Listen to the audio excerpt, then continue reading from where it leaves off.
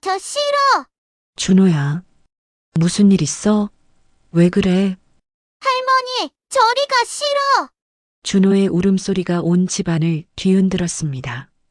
겨우 3살인 우리 손자가 나만 보면 이렇게 울어젖히기 시작한 지도 벌써 한 달이 넘었어요. 예전에는 그렇지 않았는데, 처음에는 대수롭지 않게 생각했어요. 하지만 준호의 이런 모습이 길어질수록 뭔가 이상했습니다. 준호가 나를 볼 때마다 소리를 지르고 울고를 반복했어요. 나는 도무지 이해할 수 없었어요. 대체 준호와 저에게 어떤 일이 있었던 걸까요? 저의 기막힌 사연 시작하기 전에 무료로 할 수 있는 구독과 좋아요 부탁드립니다.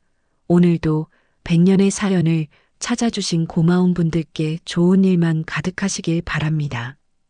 그럼 오늘의 사연 바로 시작하겠습니다. 아침 8시 며느리 수진이가 준비한 아침 식탁에 앉았을 때였습니다. 준호가 유아용 의자에 앉아 우유를 마시고 있었는데 제가 다가가자마자 컵을 떨어뜨리며 비명을 질렀어요. 어머니, 괜찮아요. 준호가 요즘 좀 예민해져서. 수진이가 재빨리 준호를 안아 올리며 저를 말렸습니다.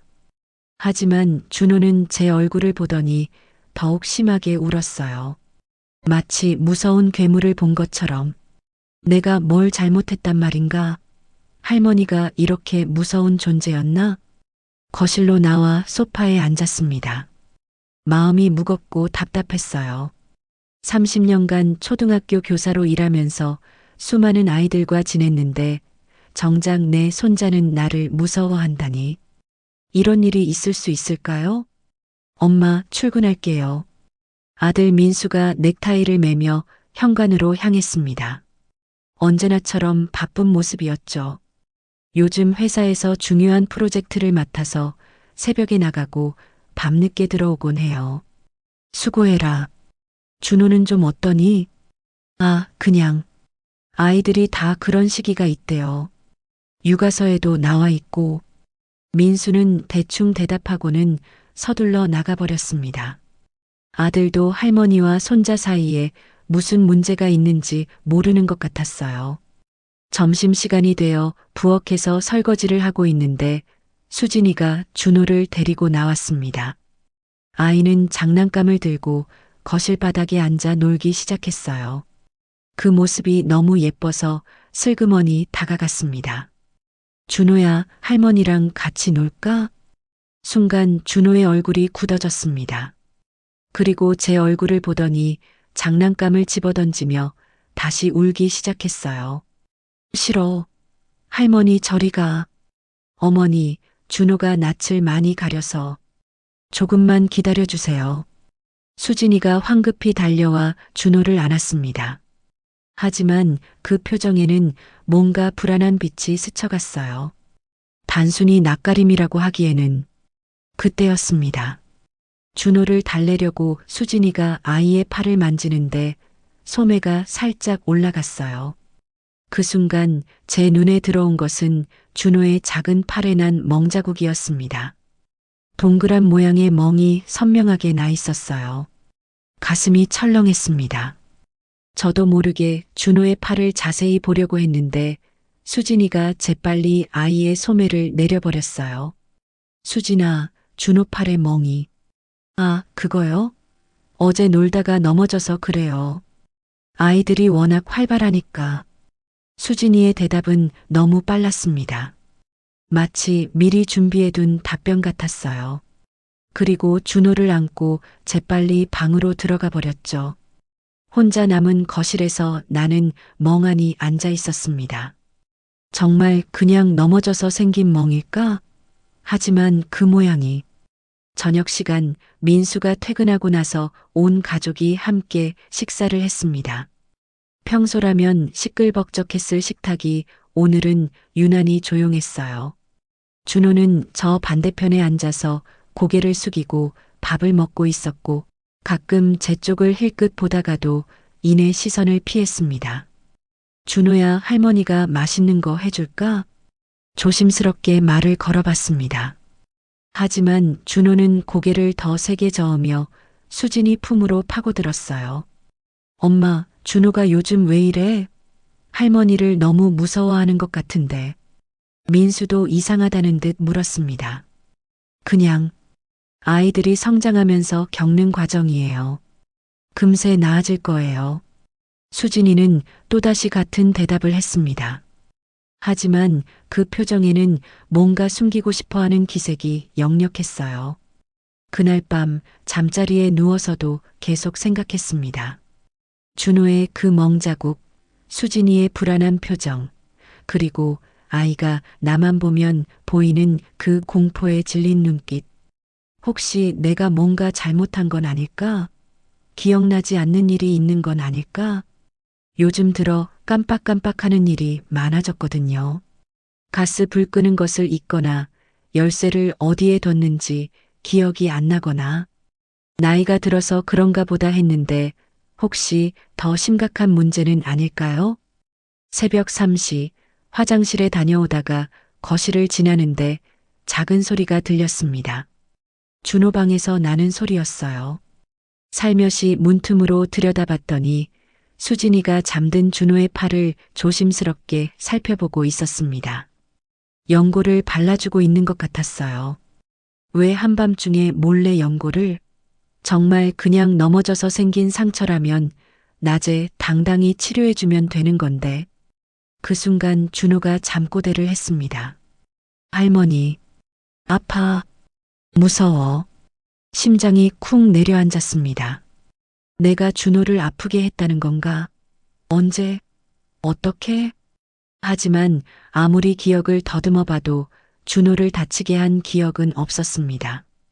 오히려 언제나 조심스럽게, 사랑스럽게 대했는데, 그럼 왜 아이는 나를 무서워하는 걸까?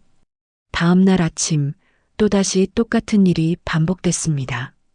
준호가 저를 보자마자 우는 것, 수진이가 황급히 아이를 데려가는 것, 그리고 제 마음속에 점점 커져가는 불안감. 점심때 우연히 준호가 혼자 거실에서 놀고 있는 것을 봤습니다. 수진이는 잠깐 화장실에 간 사이였어요. 이런 기회가 또 언제 올까 싶어 조심스럽게 다가갔습니다. 준호야, 할머니가 뭐 잘못했니? 작은 목소리로 물었습니다. 준호가 고개를 들어 저를 봤어요. 그 눈에는 여전히 두려움이 가득했지만 뭔가 말하고 싶어 하는 것 같기도 했습니다. 할머니, 아야. 준호가 자기 팔을 가리키며 말했어요. 그리고 작은 손으로 제 손을 만지며 고개를 저었습니다. 아야 하지 마. 그 순간 화장실에서 나온 수진이가 우리를 봤습니다.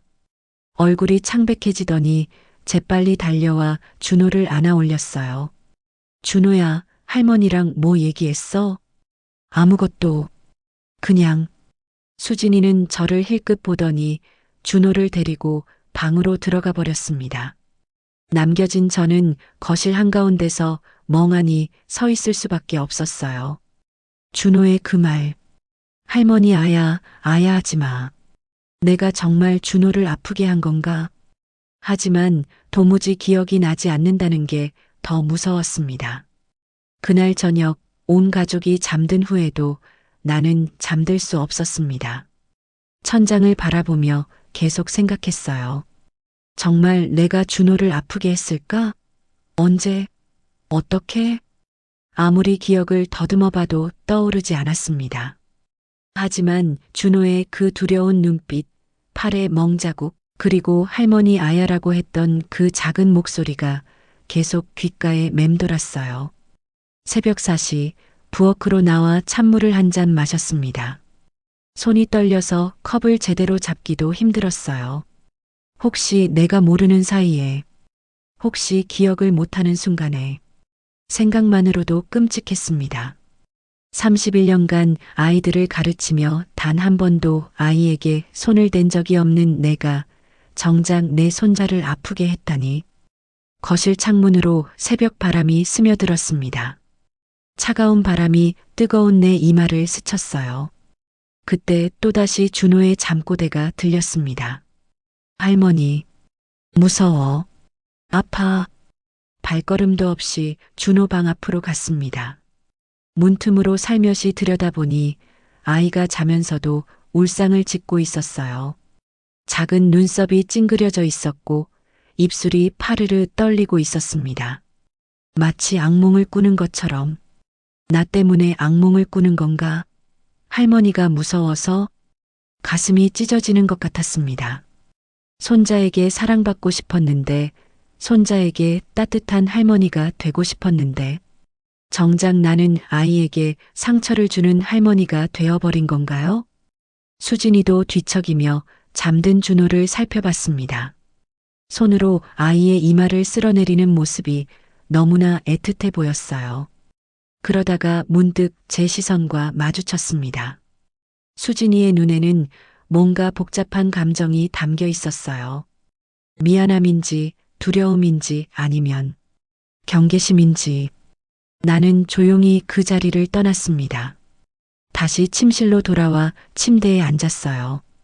창밖으로 동이 틀 무렵의 하늘이 보였습니다.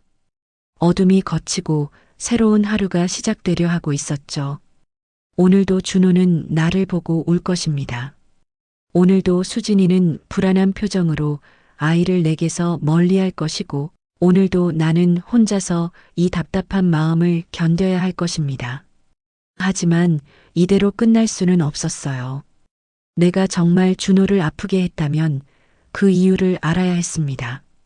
언제 어떻게 그런 일이 일어났는지, 왜 기억하지 못하는지, 그리고 다시는 그런 일이 일어나지 않게 하려면 어떻게 해야 하는지, 손자를 지키기 위해서라도 진실을 알아야 했어요.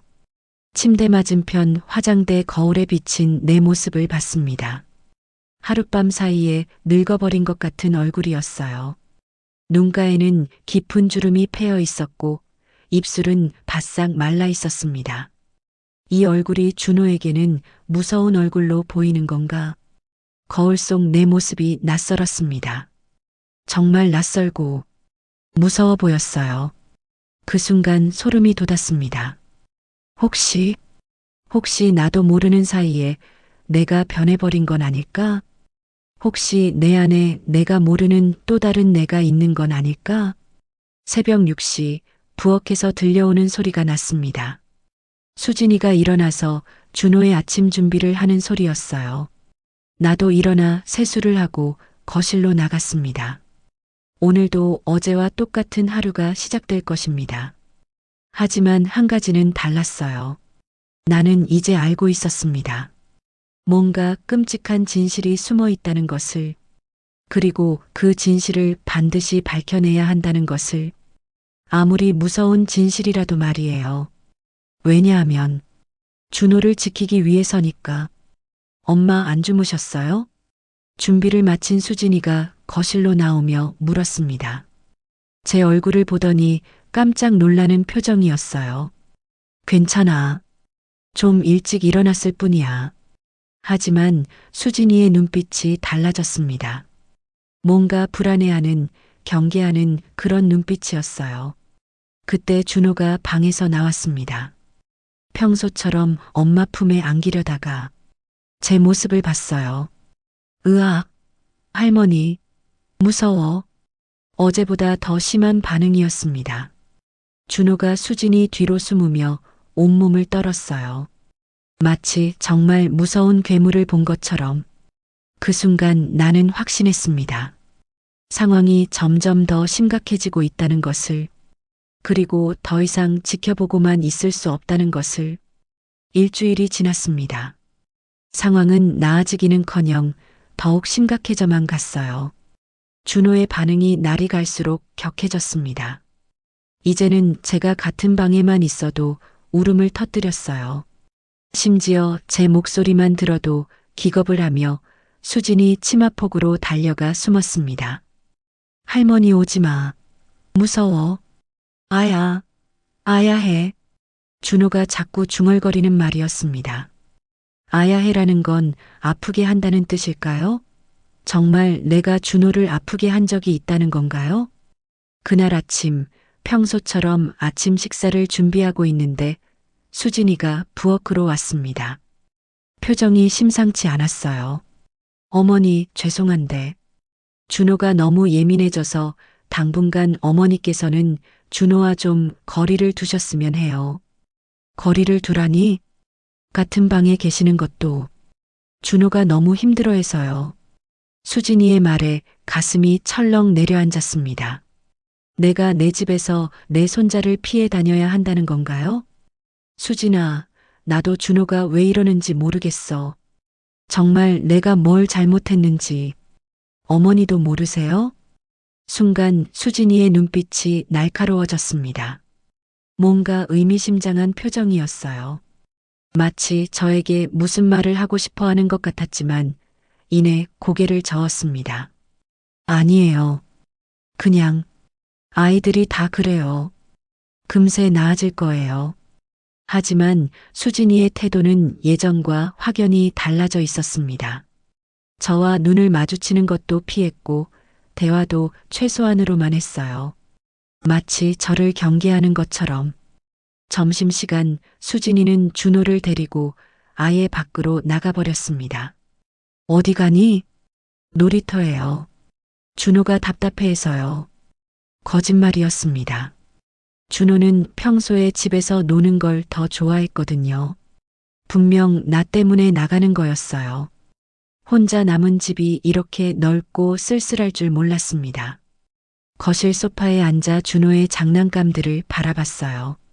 색색깔의 블록들, 작은 자동차들, 그림책들, 모두 제가 사준 것들이었습니다.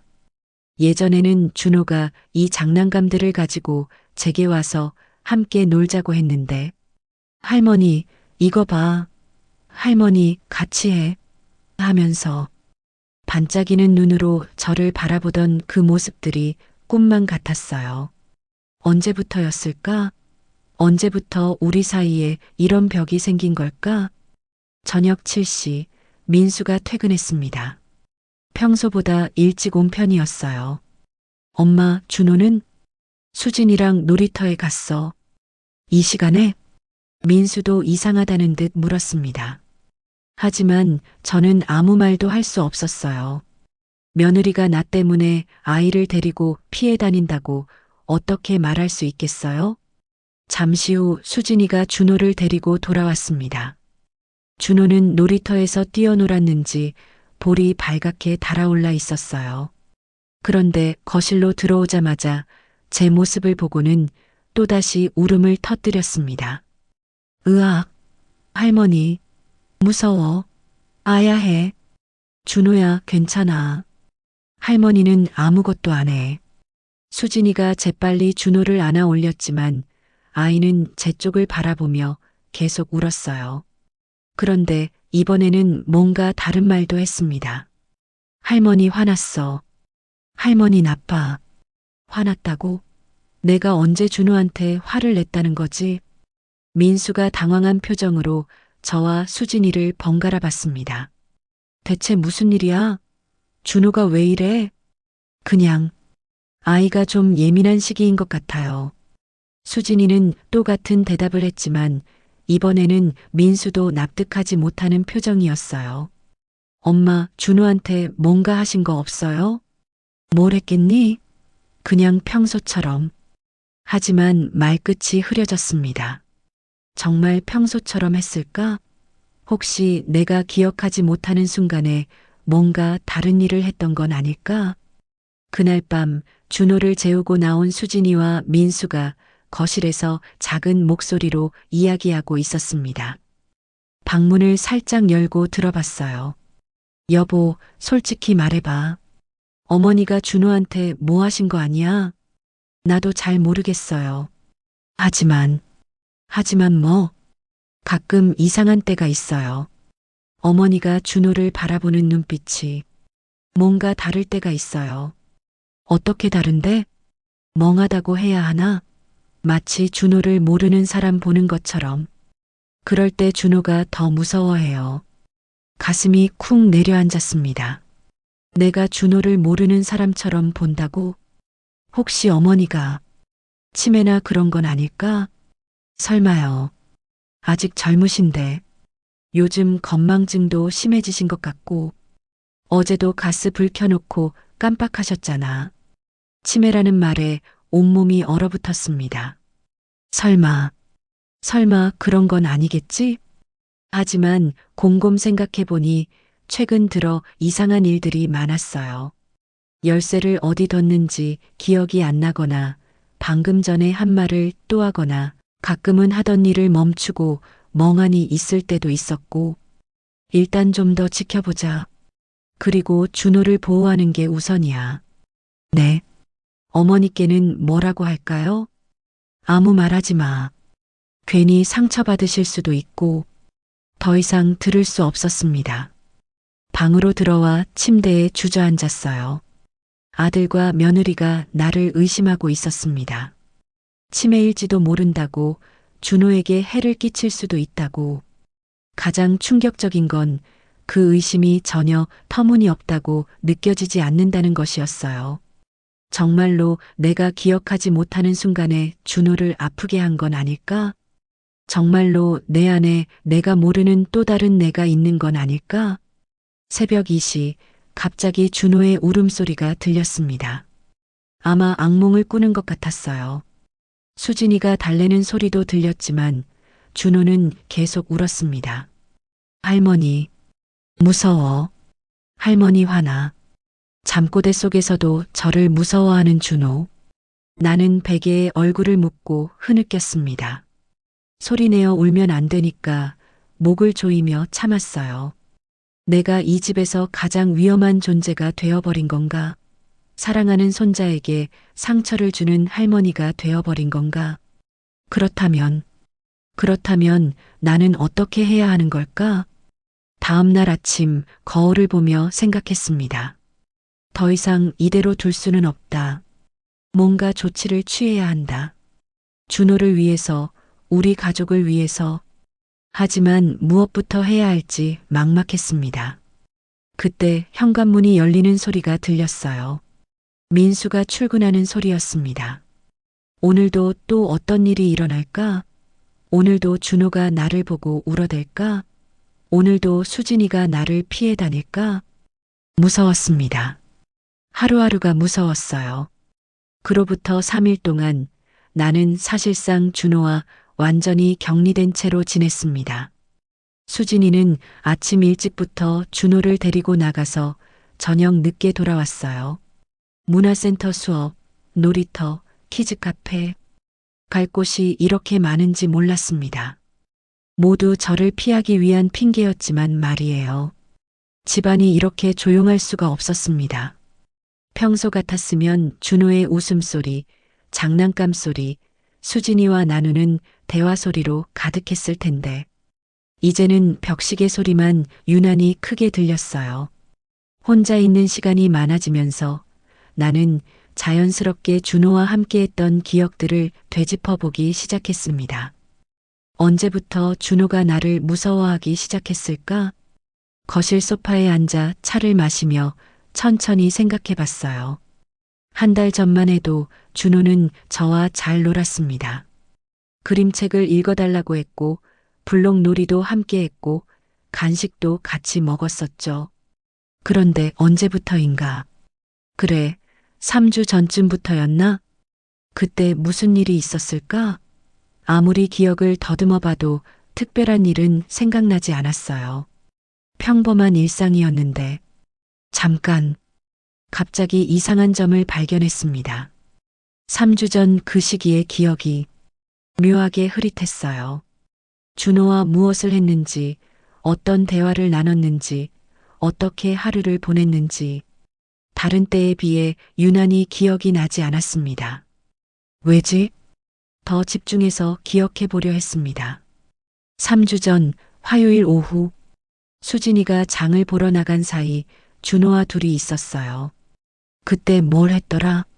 머릿속이 하얗게 비었습니다. 아무것도 기억나지 않았어요. 이상했습니다. 다른 날들은 비교적 선명하게 기억나는데 유독 그 시기만 마치 누군가 내 기억을 지워버린 것처럼 불안해졌습니다. 혹시 그때 내가 준호에게 뭔가 잘못한 일이 있었던 건 아닐까? 그래서 무의식적으로 기억을 차단해버린 건 아닐까?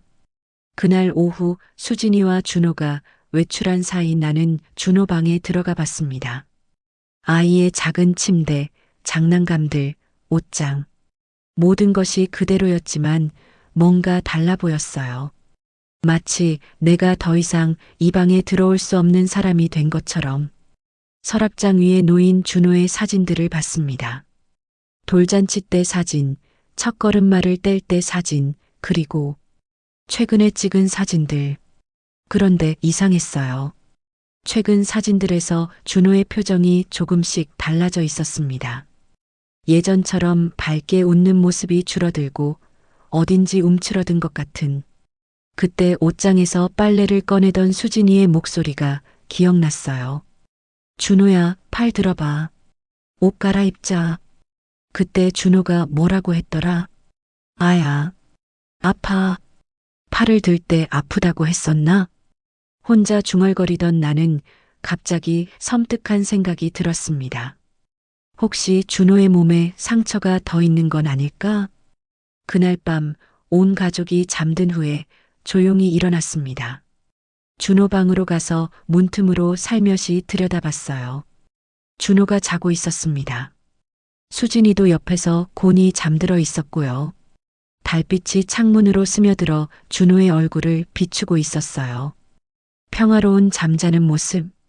그런데 이불을 걷어차고 있어서 팔이 살짝 보였습니다. 그때 봤어요. 준호의 팔에 작은 멍자국이 또 있는 것을. 지난번에 봤던 것과는 다른 자리에 새로운 멍이 있었어요. 심장이 쿵 내려앉았습니다. 또 다른 상처가 언제 생긴 거지? 어떻게 생긴 거지? 그리고 가장 무서운 건 나는 또다시 아무것도 기억나지 않는다는 것이었습니다. 준호가 자다가 뒤척였습니다. 그러면서 작게 잠꼬대를 했어요. 할머니, 아야, 하지 마. 그 말을 들으면서 온몸이 얼어붙었습니다. 정말 내가 준호를 아프게 하고 있는 건가? 내가 기억하지 못하는 순간에 방으로 돌아와 거울을 봤습니다. 거울 속 내 얼굴이 낯설게 느껴졌어요. 정말 이 얼굴이 내 얼굴일까? 정말 이 손이 내 손일까? 혹시 이 손으로 준호를 생각하기도 싫었습니다. 다음 날 수진이가 준호를 목욕시키는 소리가 들렸습니다. 평소보다 오래 목욕을 시키는 것 같았어요. 준호야, 여기 왜 이래? 몰라. 아파. 수진이와 준호의 대화가 희미하게 들렸습니다. 뭔가 상처를 확인하는 것 같았어요. 나는 화장실 문 앞에서 서성였습니다. 들어가고 싶었지만 감히 들어갈 수가 없었어요. 준호가 또 울어댈 게 뻔했으니까요. 목욕이 끝나고 수진이가 나왔을 때 그녀의 얼굴은 심각했습니다. 뭔가 더 발견한 것 같았어요. 수진아, 내 어머니. 준호, 괜찮아? 수진이가 잠시 망설이더니 고개를 끄덕였습니다. 괜찮아요. 그냥 좀 예민한 시기인 것 같아요. 하지만 그 표정은 전혀 괜찮아 보이지 않았어요. 오히려 더 불안해 보였습니다. 그날 저녁 민수에게 물어봤습니다. 민수야, 엄마가 요즘 이상한 행동 한 적 없니? 이상한 행동이요? 깜빡하거나 평소와 다르게 행동한다거나. 민수가 잠시 생각해 보더니 대답했습니다. 글쎄요. 가끔 멍하니 계실 때가 있긴 해요. 부르면 깜짝 놀라시고. 언제부터? 한 달 전쯤부터? 정확히는 기억 안 나네요. 한 달 전. 준호가 나를 무서워하기 시작한 시기와 비슷했습니다. 그날 밤 잠들기 전에 일기장을 꺼내봤어요. 혹시 뭔가 단서가 있을까 싶어서였습니다. 일기를 읽어보니 더욱 이상했습니다. 3주 전 그 시기의 일기가 거의 없었어요. 평소에는 매일 꼬박꼬박 썼는데 그때만 며칠씩 빈 페이지가 있었습니다. 그나마 써놓은 것도 오늘은 준호와 놀았다. 별일 없었다 같은 간단한 문장뿐이었어요. 왜 그랬을까? 왜 그때만 일기를 제대로 쓰지 않았을까? 혹시 쓰고 싶지 않은 일이 있었던 건 아닐까? 새벽 3시까지 일기장을 들여다봤지만 답을 찾을 수는 없었습니다. 오히려 더 많은 의문만 생겼어요. 다음 날 아침 결심했습니다. 더 이상 이대로 있을 수는 없다. 뭔가 조치를 취해야 한다. 우선 준호의 상처들을 정확히 파악해야 했어요. 언제, 어떻게, 얼마나 자주 생기는지, 그리고 내 행동 패턴도 관찰해야 했습니다. 정말 내가 기억하지 못하는 순간에 이상한 행동을 하는 건지, 가장 중요한 건 준호를 지키는 것이었어요. 설령 그 위험이 나 자신에게서 나오는 것이라고 해도, 그때 현관벨이 울렸습니다. 아침 9시, 누가 찾아온 걸까? 문을 열어보니 위층에 사는 박할머니였습니다. 70대 중반의 다정한 분이셔서 가끔 음식을 나눠 먹곤 했어요. 아이고, 안 주무셨어요? 얼굴이 많이 상해 보이네요. 그냥 좀 잠을 못 잤어요. 요즘 집안 분위기가 어수선한 것 같던데. 준호가 많이 우나 보더라고요. 박할머니의 말에 가슴이 철렁했습니다. 아이가 좀 예민한 시기라서요. 그게 사실 할 말이 있어서 왔어요. 박할머니가 주변을 둘러보더니 작은 목소리로 말했습니다. 며칠 전에 베란다에서 빨래를 널다가 봤는데 무슨 말을 할지 예감이 들었습니다. 뭔가 끔찍한 진실이 드러날 것 같은 박할머니의 표정이 심각했습니다. 뭔가 말하기 어려운 이야기를 하려는 것 같았어요. 당신이 준호를 좀 세게 다루는 걸 봤어요. 가슴이 쿵 내려앉았습니다. 세게 다룬다니요? 베란다에서 빨래를 널고 있는데 아래층 베란다에서 소리가 들리더라고요. 내려다봤더니 당신이 준호 팔을 꽉 잡고 있는 거예요. 아이가 울고 있었는데 온몸이 얼어붙었습니다. 정말 그런 일이 있었던 건가요? 언제 그런 일이요? 한 일주일 전쯤? 그때 준호가 너무 울어서 신경 쓰였는데 갑자기 조용해져서 이상했어요. 그래서 내려다본 거예요. 저는 기억이 안 나요? 박할머니가 의아한 표정을 지었습니다. 네, 전혀 기억이 나지 않아요. 우리는 잠시 서로를 바라봤습니다. 박할머니의 눈에는 놀라움과 함께 뭔가 다른 감정이 스쳐갔어요. 집에 들어와서 얘기해요. 밖에서 이런 얘기하기엔 박할머니를 거실로 모셨습니다. 차를 끓여드리려 했지만 손이 너무 떨려서 제대로 할 수가 없었어요. 제가 할게요. 박할머니가 부엌으로 가서 차를 끓여왔습니다. 오히려 제가 손님을 받는 것 같았어요. 그런데 정말 기억이 안 나요? 네. 요즘 자꾸 그래요. 며칠 전 일들이 가물가물하고 혹시 다른 이상한 일도 있었어요? 박할머니가 조심스럽게 물었습니다. 뭔가 더 알고 있는 것 같은 느낌이었어요. 다른 일이요? 지난주에 새벽에 복도에서 만났는데 당신이 잠옷 차림으로 엘리베이터 앞에 서 계시더라고요. 어디 가시냐고 물었더니 멍하니 저를 보시고는 갑자기 깜짝 놀라면서 집으로 들어가셨어요. 새벽에 엘리베이터 앞에? 그런 일이 있었나요? 전혀 기억나지 않았습니다. 박할머니, 저 정말 이상한 건 아닐까요? 이상하다기보다는 박할머니가 잠시 망설이더니 말을 이었습니다. 혹시 스트레스를 많이 받고 계신 건 아니에요? 아니면 몸이 좀 안 좋으시거나. 잘 모르겠어요. 요즘 자꾸 깜빡깜빡하고 가끔은 하던 일을 멈추고 멍하니 있을 때도 있고. 병원에는 가보셨어요? 아직 어떤 과에 가야 할지도 모르겠고. 박할머니가 제 손을 잡았습니다. 따뜻한 손이었어요. 일단 신경과에 가보세요. 스트레스나 수면 부족으로도 그런 증상이 올 수 있어요. 저희 남편도 그랬거든요. 박 할머니 남편분도? 네.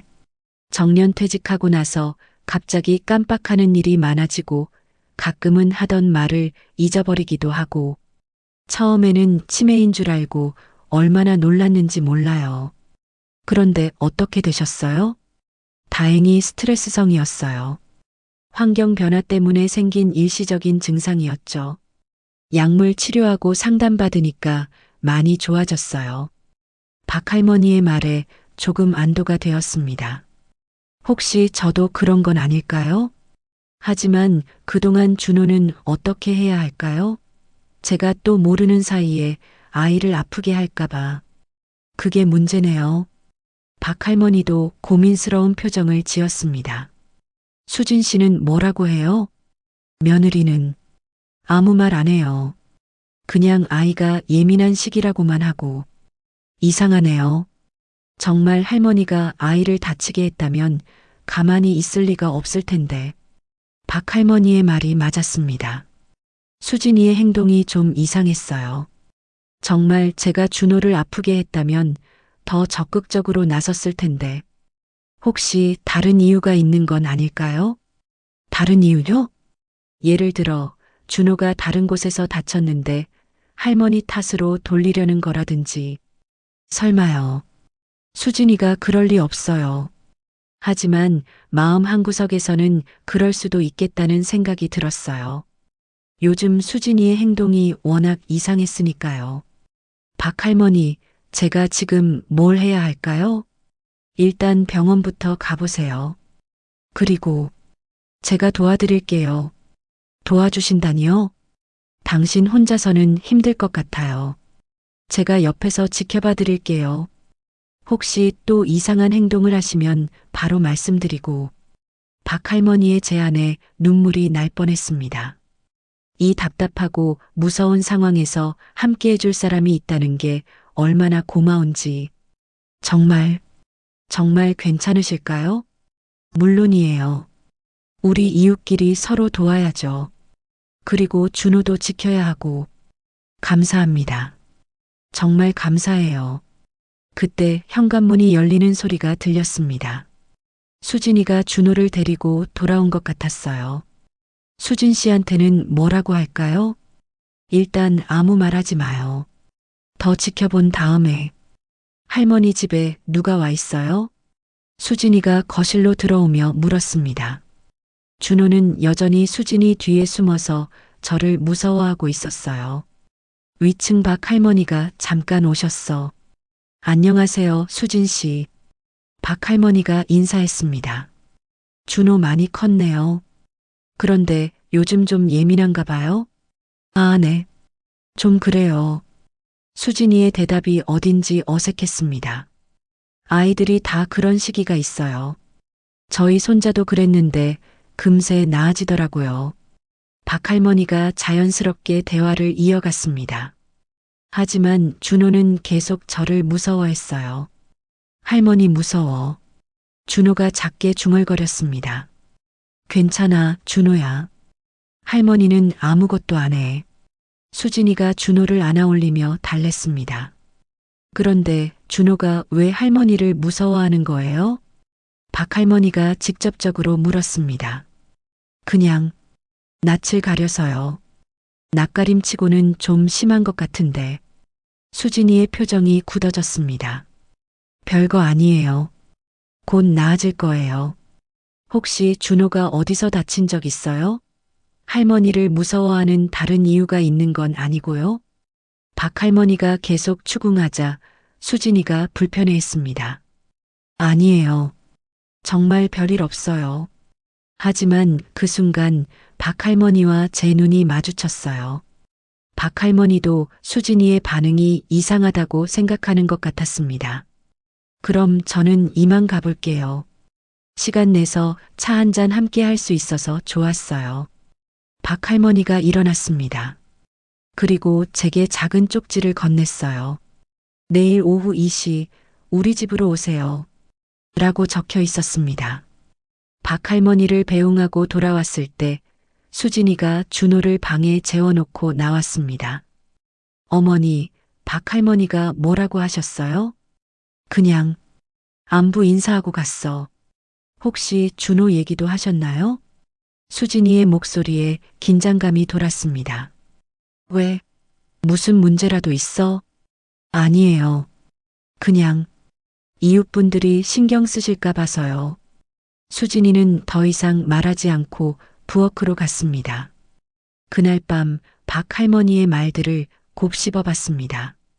정말 제가 준호를 아프게 한 걸까요? 아니면 다른 이유가 있는 걸까요? 내일 박할머니와 만나서 더 자세히 얘기해 봐야겠어요. 혼자서는 해결할 수 없는 문제인 것 같습니다. 하지만 이제는 혼자가 아니었어요. 박할머니가 함께 해주기로 했으니까요. 처음으로 이 암담한 상황에서 작은 희망을 느꼈습니다. 다음 날 오후 2시 박할머니 집을 찾아갔습니다. 평소에도 몇 번 와본 적이 있지만 오늘은 왠지 발걸음이 무거웠어요. 어떤 이야기를 듣게 될지, 어떤 진실과 마주하게 될지 두려웠습니다. 어서 와요. 기다리고 있었어요. 박할머니가 따뜻하게 맞아주었습니다. 거실에는 이미 차와 과자가 준비되어 있었어요. 밤새 많이 고민하셨죠? 네. 한잠도 못 잤어요. 그럴 것 같았어요. 사실 저도 어떻게 말씀드려야 할지 고민이 많았어요. 박할머니의 표정이 심각했습니다. 어제 말씀하신 것 외에 또 뭔가 있으신가요? 네. 사실 한두 번이 아니었어요. 가슴이 철렁 내려앉았습니다. 몇 번이나요? 지난 3주 동안 적어도 대여섯 번은 봤어요. 그렇게 많이요? 처음에는 그냥 아이가 말을 안 들어서 좀 세게 혼내시나 보다 했어요. 아이 키우다 보면 그런 일도 있으니까. 박할머니가 잠시 말을 멈췄습니다. 하지만 점점 이상했어요. 당신의 표정이, 제 표정이요? 마치 다른 사람 같았어요. 평소의 온화한 모습이 아니라 어떻게 표현해야 할까? 멍하면서도 화가 나 있는 그런 표정이었어요. 온몸이 오싹했습니다. 그리고 가장 이상한 건 혼내고 나서 갑자기 정신을 차리는 것처럼 보였어요. 마치 꿈에서 깬 것처럼. 정신을 차린다니요? 당황하시는 것 같았어요. 준호가 우는 걸 보고 어쩔 줄 모르는 표정으로 서 계시더라고요. 박할머니의 말을 들으면서 소름이 돋았습니다. 정말 내가 그런 행동을 했다는 건가요? 그런데 전혀 기억이 나지 않다니. 박할머니 혹시... 그때 박할머니가 뭔가를 꺼냈습니다. 작은 디지털 카메라였어요. 이게 뭐예요? 며칠 전에 너무 궁금해서 베란다에 카메라를 설치했어요. 당신 집 베란다가 보이는 곳에 카메라를요? 미안해요. 하지만 뭔가 이상하다는 확신이 들어서 준호를 보호해야 한다는 생각에 박할머니가 카메라를 켰습니다. 이걸 보세요. 화면에 나타난 건 우리 집 베란다였습니다. 며칠 전 오후의 영상인 것 같았어요. 영상 속에서 수진이가 외출하는 모습이 보였습니다. 그리고 잠시 후, 제가 준호와 함께 베란다로 나오는 모습이 나타났습니다. 처음에는 평범해 보였어요. 준호가 물을 주고 있고 제가 옆에서 지켜보고 있었습니다. 그런데 갑자기 이 부분을 보세요. 박할머니가 가리킨 화면에서 제가 갑자기 준호의 팔을 잡는 모습이 보였습니다. 강하게, 너무 강하게. 준호가 소리를 지르며 울기 시작했어요. 싫어. 아파. 할머니 아파. 하지만 더 충격적인 건 제 표정이었습니다. 영상 속의 제 얼굴은 정말 낯설었어요. 멍한 듯 하면서도 어딘가 화가 나 있는 그런 표정. 마치 준호를 알아보지 못하는 것 같은. 이게 정말 저예요? 네. 안타깝지만 영상은 계속 이어졌습니다. 제가 준호를 더 세게 잡자 아이가 더욱 크게 울었어요. 그런데 갑자기 제 표정이 변했습니다. 마치 꿈에서 깬 것처럼, 정신을 차린 것처럼. 그리고는 당황한 표정으로 준호를 놓아주었어요. 맞죠? 갑자기 정신을 차리시는 것 같았죠? 네. 정말 이상해요. 저는 전혀 기억이 이런 일이 몇 번 더 있었어요. 박 할머니가 다른 영상들을 보여주었습니다. 모두 비슷했어요. 처음에는 평범하다가 갑자기 제가 이상하게 변하고 준호를 다르게 대하고 그러다가 또 갑자기 정상으로 돌아오는 이건 정말 이상해요. 네. 그래서 더 관찰해 봤어요. 그리고 패턴을 발견했어요. 패턴이요? 수진 씨가 외출할 때마다 이런 일이 일어났어요. 그리고 대부분 오후 2시에서 4시 사이였어요. 왜 그 시간에만? 그리고 또 하나, 이런 일이 있고 나면 당신이 항상 멍하니 서 계셔서 마치 뭔가를 기억하려고 애쓰는 것 같았어요. 박 할머니의 말을 들으면서 머릿속이 복잡해졌습니다. 정말 제가 그런 일을 했던 건가요? 왜 기억이 나지 않을까요? 박 할머니, 이게 치매 증상일까요? 저도 확실하지는 않지만 치매 초기에는 이런 증상이 나타날 수 있대요. 일시적으로 의식이 혼란스러워지거나 가족을 알아보지 못하거나 그럼 정말 제가 치매에 그때 갑자기 제 휴대폰이 울렸습니다. 수진이에게서 온 문자였어요. 어머니, 어디 계세요? 준호가 어머니를 찾아요. 이상했습니다. 준호가 나를 찾는다니? 평소에는 나만 보면 울던 아이가 누구 연락이에요? 수진이에요. 준호가 저를 찾는다고. 박 할머니의 표정이 굳어졌습니다. 뭔가 이상하네요. 준호가 당신을 그렇게 무서워하는데 저도 그래서 이상해요. 어서 가보세요. 그리고 박 할머니가 제 손을 잡았습니다. 오늘 본 영상들 수진 씨한테는 아직 말하지 마세요. 왜요? 뭔가 더 복잡한 상황일 수도 있어요. 수진 씨도 이 상황을 알고 있을 텐데 왜 아무 말 안 하는지. 박 할머니의 말이 맞았습니다. 정말 제가 준호를 다치게 했다면 수진이가 가만히 있을 리가 없었어요. 그럼 어떻게 해야 할까요? 일단 더 지켜봅시다. 그리고 빨리 병원에 가보세요. 정확한 진단을 받아야 해요. 집으로 돌아가는 길, 머릿속이 복잡했습니다. 영상 속의 제 모습이 계속 눈에 아른거렸어요. 그 낯선 표정, 그 이상한 행동들. 정말 그게 나였을까요? 현관문을 열고 들어가니 수진이가 거실에서 기다리고 있었습니다. 어머니, 어디 다녀오셨어요? 위층 박 할머니 집에 잠깐. 준호가 갑자기 어머니를 찾더라고요. 어디 계시냐고. 정말 이상했습니다. 그렇게 저를 무서워하던 준호는 어디 있어? 방에서 자고 있어요. 아까 갑자기 할머니 어디 갔어? 하면서 그때 준호 방에서 울음소리가 들렸습니다. 할머니, 할머니. 준호가 저를 부르고 있었어요. 방으로 가보니 준호가 침대에서 울고 있었습니다. 그런데 저를 보자 울음을 멈췄어요. 할머니, 어디 갔어? 평소와는 전혀 다른 반응이었습니다. 무서워하지도 않고 오히려 저에게 다가왔어요. 준호야. 제가 손을 내밀자 준호가 망설임 없이 제 품으로 왔습니다. 할머니, 미안해.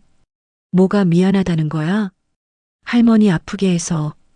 준호의 말에 가슴이 찢어질 것 같았습니다. 준호가 할머니를 아프게 했다고? 응. 할머니가 아야해서. 이상했습니다. 준호의 반응이 완전히 달라져 있었어요. 수진이가 방으로 들어왔습니다. 준호야, 뭐 하는 거야? 그 순간 준호의 표정이 또 바뀌었습니다. 수진이를 보자마자 다시 제게서 떨어져 나갔어요. 엄마, 할머니한테 뭐라고 했어? 수진이의 목소리에 긴장감이 돌았습니다. 뭔가 더 큰 비밀이 숨어 있는 것 같았어요. 그날 밤 잠들 수 없어서 거실로 나왔습니다. 준호의 갑작스런 태도, 변화가 계속 머릿속에서 맴돌았어요. 저를 그렇게 무서워하던 아이가 갑자기 저를 찾고 안기고 미안하다고 말했다가 수진이만 보면 또 제게서 멀어지는 그 모습이 뭔가 잘못되었다는 확신이 들었습니다. 새벽 3시 화장실에 가려고 복도를 지나는데 준호 방에서 대화 소리가 들렸어요. 준호야, 할머니한테 뭐라고 했어? 수진이의 목소리였습니다. 할머니, 좋아. 안 돼. 할머니는 무서운 사람이야. 준호를 아프게 하는 사람이라고 했잖아. 아니야. 할머니 좋아. 준호야, 엄마 말 잘 들어야 해. 할머니한테 가면 또 와야 해. 심장이 멈출 것 같았습니다. 수진이가 준호에게 뭔가를 주입시키고 있었던 건가요? 할머니 무서워해야 해. 알겠지? 싫어. 할머니 좋아. 준호야. 수진이의 목소리가 날카로워졌습니다. 엄마 말 안 들으면 할머니가 준호를 더 아프게 할 거야. 정말 많이 아프게. 온몸이 얼어붙었습니다. 수진이가, 우리 며느리가 준호를 조종하고 있었던 건가요? 발걸음 소리가 들려서 재빨리 화장실로 피했습니다. 수진이가 방에서 나오는 소리가 들렸어요. 잠시 후 다시 준호 방으로 가보니 아이가 훌쩍거리며 울고 있었습니다. 준호야. 작은 목소리로 불러봤습니다. 할머니. 준호가 고개를 들었어요. 눈물 범벅인 얼굴이었습니다. 할머니. 준호 아프게 안 할 거죠? 그럼. 할머니가 왜 준호를 아프게 해? 엄마가 그랬어. 엄마가 뭐라고 했어? 할머니가 나빠서 준호를 때린다고. 가슴이 찢어지는 것 같았습니다. 준호야, 할머니는 준호를 때린 적이 없어. 정말? 정말이야. 할머니는 준호를 가장 사랑해. 준호가 제품으로 와서 안겼습니다. 작은 몸이 덜덜 떨리고 있었어요. 할머니, 무섭지 않아? 무섭지 않아. 할머니는 준호 편이야. 그때 수진이가 돌아오는 발걸음 소리가 들렸습니다. 준호야, 엄마한테는 할머니랑 얘기한 거 비밀로 하자. 왜요? 엄마가 걱정할까봐. 준호가 고개를 끄덕였습니다. 다음 날 아침 결심했습니다. 더 이상 미룰 수 없었어요. 병원에 가기로 했습니다. 정확히 무슨 일이 일어나고 있는지 알아야 했어요. 수진아, 오늘 병원에 다녀올게. 무슨 병원이요? 신경과. 요즘 깜빡하는 게 많아서. 수진이의 표정이 미묘하게 변했습니다. 굳이 병원까지 가실 필요 있을까요? 그냥 나이 때문인 것 같은데. 아니야. 확인해 봐야겠어. 그럼 제가 같이 갈까요? 괜찮아. 혼자 갈 수 있어. 오후 2시 신경과에 도착했습니다. 의사 선생님은 40대 중반의 친절한 분이셨어요. 어떤 증상으로 오셨나요? 최근에 깜빡하는 일이 많아지고 가끔은 한 일을 기억하지 못할 때도 있어요. 언제부터 그런 증상이 있으셨어요? 한 달 정도 된 것 같아요. 의사 선생님이 여러 질문을 하셨습니다. 기억력 테스트도 했고 간단한 인지 검사도 받았어요. 혈액 검사와 MRI 촬영을 해봐야겠습니다. 일단 오늘은 혈액 검사만 하고 MRI는 다음 주에 예약을 잡을게요. 그럼 혹시 치매일 가능성이 있나요? 아직은 단정할 수 없습니다. 다만 증상만으로는 스트레스성 건망증일 수도 있고 초기 인지장애일 수도 있어요. 초기 인지장애라는 말에 가슴이 철렁했습니다. 혈액 검사를 마치고 집으로 돌아오는 길 마음이 무거웠어요. 정말 치매라면, 정말 제가 준호를 아프게 한 것이라면, 집에 도착하니 박 할머니가 기다리고 있었습니다. 병원 다녀오셨어요? 네. 일단 검사를 받았어요. 결과는 언제 나와요? 다음 주에요. MRI도 더 찍어봐야 한대요. 그래요. 그런데 오늘 이상한 일이 있었어요. 무슨 일이요? 수진 씨가 준호를 데리고 나가면서 하는 말을 들었는데 박 할머니가 주변을 살피며 작은 목소리로 말했습니다. 할머니 보기 싫으면 울어야 해라고 하더라고요. 뭐라고요? 그리고 할머니가 나쁜 사람이라고 다른 사람들한테도 말해야 해라고. 온몸에 소름이 돋았습니다. 정말요? 네. 분명히 들었어요. 그리고 준호가 싫어 할머니 좋아라고 하니까 수진 씨가 화를 내더라고요. 이제 확실해졌습니다. 수진이가 의도적으로 준호를 조종하고 있었던 거예요. 그런데 왜 그런 짓을 하는 걸까요? 그게 문제예요. 분명히 목적이 있을 거예요. 그날 저녁 민수가 퇴근했을 때 조심스럽게 말해봤습니다. 민수야, 엄마가 병원에 다녀왔어. 무슨 병원이요? 신경과. 요즘 자꾸 깜빡해서.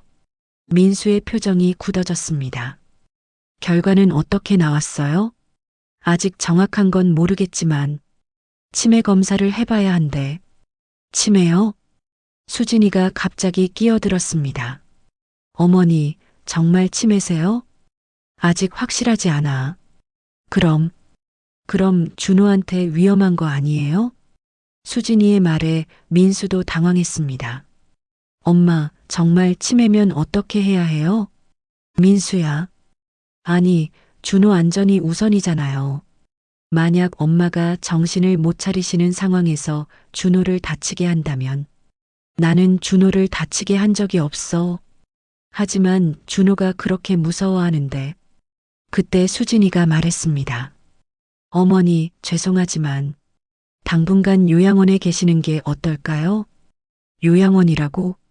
준호 안전을 위해서라도.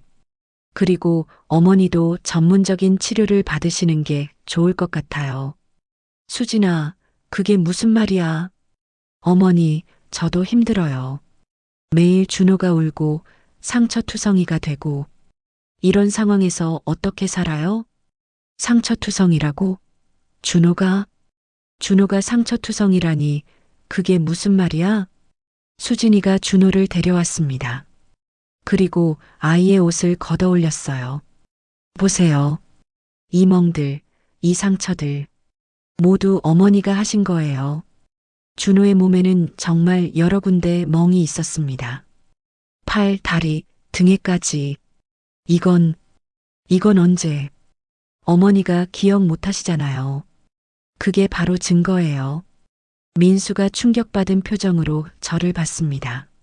엄마, 정말 그런 거예요? 나는 기억이 안 나. 봐요. 기억도 못 하시면서 어떻게 준호와 함께 있을 수 있어요? 수진이의 목소리가 날카로워졌습니다. 내일 당장 요양원 알아보겠어요. 더 이상은 안 돼요. 수진 씨, 죄송해요, 어머니. 하지만 준호가 더 중요해요. 그 순간 모든 것이 무너져 내렸습니다. 내가 정말 준호를 아프게 했다는 건가? 내가 정말 위험한 존재가 된 건가? 준호는 제 뒤에 숨어서 수진이를 바라보고 있었어요. 그 눈빛에는 두려움이 아니라 혼란이 가득했습니다. 그 순간 깨달았어요. 뭔가 잘못되었다는 것을, 이 모든 상황이 조작된 것일지도 모른다는 것을. 하지만 이미 늦었습니다. 민수도 온 가족도 이미 저를 위험한 존재로 여기고 있었어요. 엄마, 미안해요. 하지만 이게 최선인 것 같아요. 내 아들마저 저를 포기하는 순간이었습니다. 그날 밤 나는 한잠도 자지 못했습니다. 요양원에 가야 한다는 말이 계속 귓가에서 맴돌았어요. 내가 정말 손자를 아프게 한 할머니가 되어버린 건가? 내가 정말 이 집에서 쫓겨나야 하는 건가? 하지만 뭔가 이상했습니다. 준호의 눈빛, 수진이의 태도, 그리고 박 할머니가 들었다는 그 대화들. 새벽 4시 더 이상 참을 수 없어서 박 할머니에게 전화했습니다. 박 할머니, 저예요. 잠 깨워서 죄송해요. 아니에요. 저도 잠이 안 와서.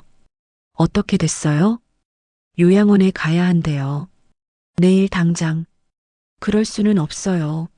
뭔가 잘못되었다고요. 하지만 준호 몸에 상처가 정말 많아요. 제가 한 것 같아요. 아니에요. 분명히 다른 이유가 있을 거예요. 박 할머니의 확신에 찬 목소리에 조금 힘이 났습니다. 오늘 아침에 다시 만나요. 그리고 진실을 밝혀내야 해요. 아침 7시 박 할머니가 우리 집으로 왔습니다. 실례지만 수진 씨와 직접 얘기하고 싶어요. 지금요? 네. 더 이상 미룰 수 없어요. 마침 수진이가 준호와 함께 거실로 나왔습니다. 준호는 여전히 제 쪽을 힐끗힐끗 보면서도 수진이 뒤에 숨어 있었어요. 수진 씨, 잠깐 얘기할 수 있을까요? 박 할머니의 목소리가 평소와 달랐습니다. 단호하고 날카로웠어요. 무슨 얘기요? 준호가 할머니를 무서워하는 진짜 이유 말이에요.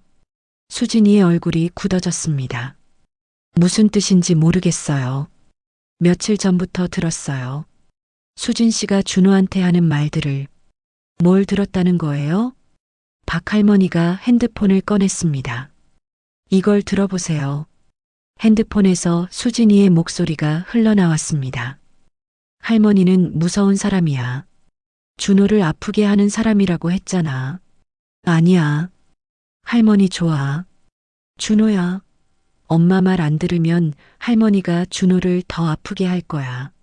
녹음이었습니다. 박 할머니가 몰래 녹음한 거였어요. 수진이의 얼굴이 창백해졌습니다. 이건 어떻게... 베란다에서 다 들렸어요. 그리고 이것만이 아니에요. 박 할머니가 계속 말했습니다. 준호가 할머니 좋아라고 할 때마다 수진 씨가 화내는 것도 할머니 무서워해야 해라고 강요하는 것도 다 들었어요. 그리고 무엇보다 준호 몸의 상처들 말이에요. 박 할머니가 준호를 가리켰습니다. 준호야, 누가 아프게 했는지 할머니한테 말해봐. 박 할머니. 수진이가 소리쳤지만 박 할머니는 멈추지 않았습니다. 준호야, 진짜로 누가 아프게 했어? 준호가 주저하며 저를 바라봤습니다. 그리고 작은 목소리로 말했어요. 엄마가 할머니 나쁘다고 하면 안 들어서. 그래서 아야 했어. 온 세상이 멈춘 것 같았습니다. 뭐라고? 제가 떨리는 목소리로 물었습니다. 엄마가 할머니 나쁘다고 말하라고 했는데 안 그러면 아야 한다고. 수진아. 저도 모르게 소리가 나왔습니다. 당신이 준호를 때린 거야? 아니에요. 그런 게 아니에요. 수진이가 당황해서 부인했지만 이미 늦었습니다. 그럼 뭐야? 왜 준호한테 거짓말을 시켰어? 왜 나를 나쁜 사람으로 만들려 했어? 어머니가 정말 이상했어요. 수진이가 소리쳤습니다. 요즘 자꾸 이상한 행동하시고 깜빡하시고 정말 치매인 것 같았어요. 그래서 나를 쫓아내려고 했다는 거야? 준호가 정말 다칠까봐 무서웠어요. 거짓말 하지 마. 박 할머니가 끼어들었습니다. CCTV 영상들도 다 조작한 거죠? 뭐라고요? 할머니가 준호를 다치게 하는 영상들. 그것도 연출한 거 아니에요? 수진이의 얼굴이 더욱 창백해졌습니다. 그런 게 아니에요. 그럼 설명해봐요. 왜 준호는 수진 씨가 없을 때만 할머니를 좋아한다고 하고 수진 씨가 나타나면 무서워해요? 그때 현관문이 열렸습니다. 민수였어요. 무슨 일이야? 왜 이렇게 시끄러워? 민수야. 제가 울먹이며 아들을 불렀습니다. 수진이가 준호를 시켜서 나를 나쁜 사람으로 만들었어. 무슨 소리야? 준호 몸의 상처들.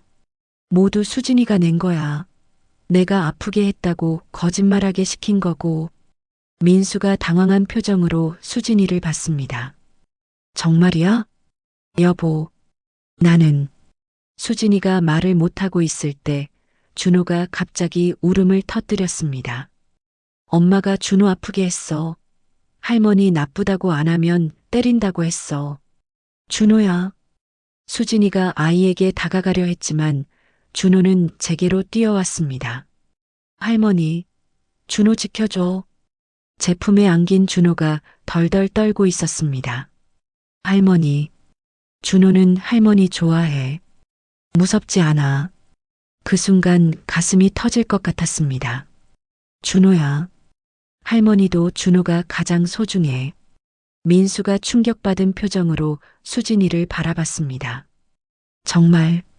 정말 그런 거야? 여보, 나는 정말 어머니가 이상해서. 그래도 어떻게 그럴 수 있어? 어머니를 그렇게 몰아붙이고 준호를 조종하고 나는 우리 가족을 지키려고. 가족을 지킨다고? 제가 떨리는 목소리로 말했습니다. 나를 쫓아내는 게 가족을 지키는 거야? 어머니, 죄송해요. 수진이가 무릎을 꿇었습니다. 정말 죄송해요. 하지만 저는 화가 났습니다. 너무 화가 나서 온몸이 떨렸어요. 미안하다고? 지금 와서 미안하다고? 어머니, 내가 얼마나 고통스러웠는지 알아? 내가 내 손자를 아프게 했다고 생각하면서 얼마나 괴로웠는지 알아? 죄송해요. 정말 죄송해요. 매일 밤마다 울었어. 내가 정말 치매에 걸린 건 아닌지, 내가 정말 위험한 할머니가 된 건 아닌지. 목소리가 점점 커졌습니다. 요양원에 가야 한다고? 내가 내 집에서 쫓겨나야 한다고? 어머니, 진정하세요. 민수가 말하려 했지만 저는 멈출 수 없었습니다. 30년 동안 아이들을 가르치며 단 한 번도 아이에게 손을 댄 적 없는 내가 정작 내 손자를 때리는 할머니가 되었다고 생각하면서 얼마나 절망했는지. 준호가 제 품에서 고개를 들었습니다. 할머니, 울지 마. 준호야. 할머니가 너를 때린 적 없어. 한 번도 없어. 알아요. 할머니 좋은 사람이야. 준호의 말에 눈물이 쏟아졌습니다. 그래. 할머니는 준호를 세상에서 가장 사랑해. 그때 수진이가 흐느끼며 말했습니다. 정말 죄송해요. 어머니, 왜 그랬어? 정말 어머니가 이상해 보였어요. 치매 같아서. 나중에 정말 준호가 다칠까봐. 그래도 그렇게까지 할 필요가 있었어? 민수도 분노한 표정이었습니다. 어머니가 얼마나 상처받으셨을 것 같은데. 온 가족이 울고 있었습니다. 수진이는 죄책감에, 민수는 분노와 미안함에, 저는 억울함과 안도감에, 그리고 준호는 제 품에서 계속 말했어요. 할머니, 사랑해. 할머니가 최고야. 이 모든 혼란과 갈등이 끝나고 드디어 진실이 밝혀진 순간이었습니다. 그날 이후 우리 집은 완전히 달라졌습니다. 수진이는 제게 진심 어린 사과를 했어요. 무릎을 꿇고 눈물을 흘리며 자신이 얼마나 잘못했는지 깊이 반성했습니다. 어머니, 정말 죄송합니다. 제가 너무 무서웠어요. 무서웠다고? 어머니가 요즘 자주 깜빡하시고 가끔 멍하니 계시는 걸 보면서 혹시 치매가 진짜 시작된 건 아닌가 하는 두려움이 있었어요. 수진이가 떨리는 목소리로 말을 이었습니다. 그래서 미리 준호를 보호하려고 했던 건데 방법이 너무 잘못되었어요. 수진아, 처음에는 정말 작은 거짓말이었어요. 준호한테 할머니 조금 무서워해야 해라고만 했는데 점점 더 커져버렸어요. 그래도 어떻게 준호를 때릴 수 있었어? 정말 미안해요. 준호가 자꾸 할머니 좋아, 할머니 안 무서워라고 하니까 제가 이상해졌나 봐요. 민수도 옆에서 고개를 숙이고 있었습니다. 엄마, 저도 미안해요. 엄마를 의심하고 요양원까지 얘기하고. 민수야, 엄마를 믿었어야 했는데 30년간 교직 생활하면서 아이들을 그렇게 사랑하신 엄마가 준호를 해칠 리 없다는 걸 알았어야 했는데. 박할머니가 우리 옆에 앉아서 말했습니다. 이제 중요한 건 앞으로예요. 과거는 지나간 일이니까. 그런데 어머니, 병원 검사 결과는 어떻게 나올까요? 수진이가 걱정스러운 표정으로 물었습니다. 그게 뭐든 상관없어. 이제 우리가 함께 할 거니까. 일주일 후 병원에서 검사 결과가 나왔습니다. 의사 선생님은 다행히도 안도할 만한 소식을 전해주었어요. 치매는 아니십니다. 다만 스트레스성 경도인지장애 초기 단계로 보입니다. 그게 뭔가요? 극심한 스트레스나 우울감으로 인해 일시적으로 기억력이 저하되는 증상이에요. 적절한 치료와 관리를 받으시면 충분히 회복 가능합니다. 모두가 안도의 한숨을 쉬었습니다. 다만 규칙적인 생활과 적당한 운동, 그리고 무엇보다 스트레스를 줄이는 것이 중요합니다. 가족들의 도움이 꼭 필요해요. 네, 저희가 잘 도와드리겠습니다. 민수가 단호하게 대답했습니다.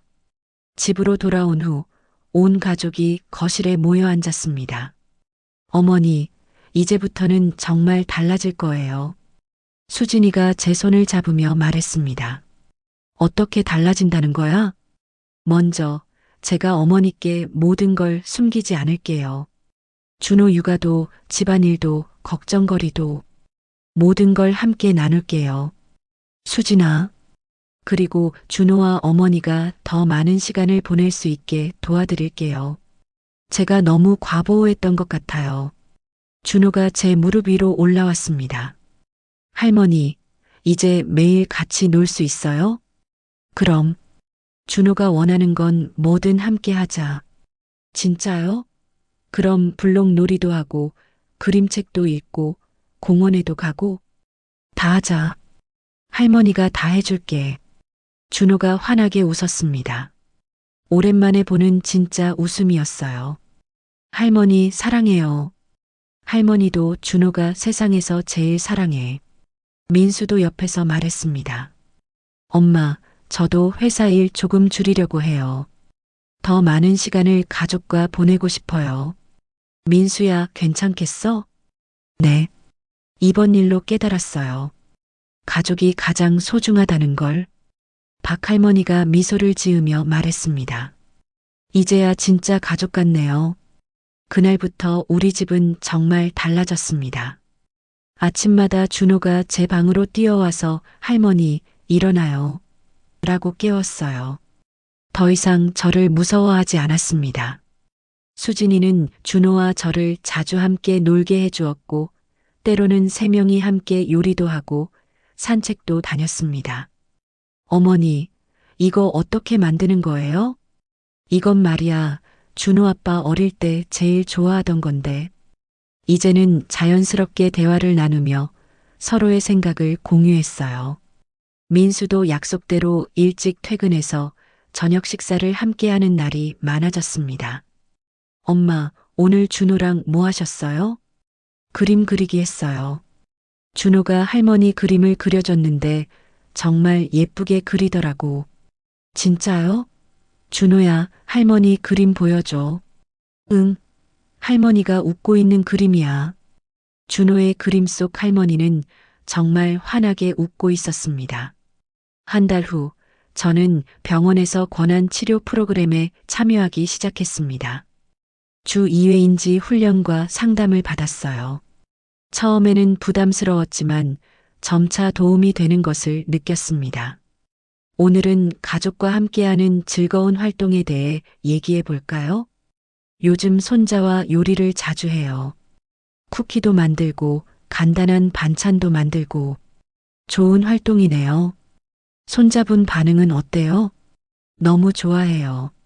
할머니가 최고라고 하면서 제가 만든 음식을 맛있게 먹어줘요.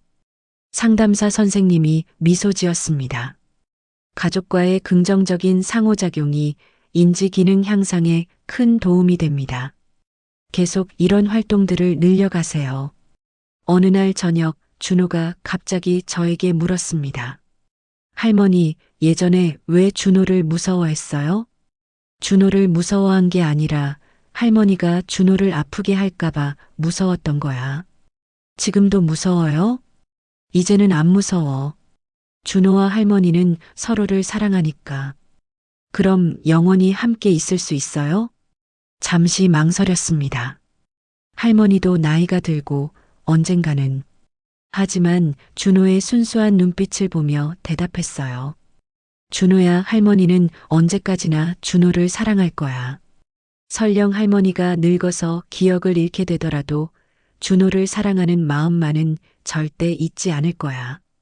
약속이에요? 약속이야. 우리는 새끼손가락을 걸고 약속했습니다. 수진이도 많이 달라졌어요. 예전처럼 불안해하거나 저를 의심하지 않았습니다. 오히려 적극적으로 제 치료를 도와주었어요. 어머니, 오늘 병원 가는 날이에요. 그래, 고마워. 저도 같이 갈게요. 의사 선생님 말씀도 들어보고 싶고요. 괜찮아. 혼자 갈 수 있어. 아니에요. 저희가 함께 해야죠. 이제는 정말 가족이 된 것 같았습니다. 6개월 후 의사 선생님이 좋은 소식을 전해주었습니다. 많이 좋아지셨네요. 인지 기능도 정상 범위로 회복되었고 무엇보다 스트레스 수치가 현저히 낮아졌어요. 그럼 이제 괜찮은 건가요? 네. 하지만 지속적인 관리는 필요해요. 규칙적인 생활, 적당한 운동, 그리고 가족과의 긍정적인 관계 유지가 중요합니다. 네, 알겠습니다. 특히 손자분과의 활동이 큰 도움이 되고 있는 것 같아요. 계속 유지하세요. 집으로 돌아오는 길, 준호가 제 손을 꼭 잡고 걸었습니다. 할머니, 이제 아프지 않아요? 응, 이제 괜찮아. 그럼 더 오래 같이 있을 수 있어요? 그럼. 할머니가 준호 어른 될 때까지 지켜볼 거야. 그날 밤 온 가족이 모여 저녁을 먹으면서 수진이가 말했습니다. 어머니, 정말 죄송했어요. 그리고 감사해요. 뭘 감사해? 어머니가 저희를 용서해 주셔서요. 그리고 이렇게 새로운 시작을 할 수 있게 해주셔서요. 우리는 가족이잖아. 가족은 서로 용서하고 함께 성장하는 거야. 민수도 고개를 끄덕였습니다. 엄마 말씀이 맞아요. 우리는 더 강한 가족이 되었어요. 준호가 갑자기 일어나서 저에게 안겼습니다.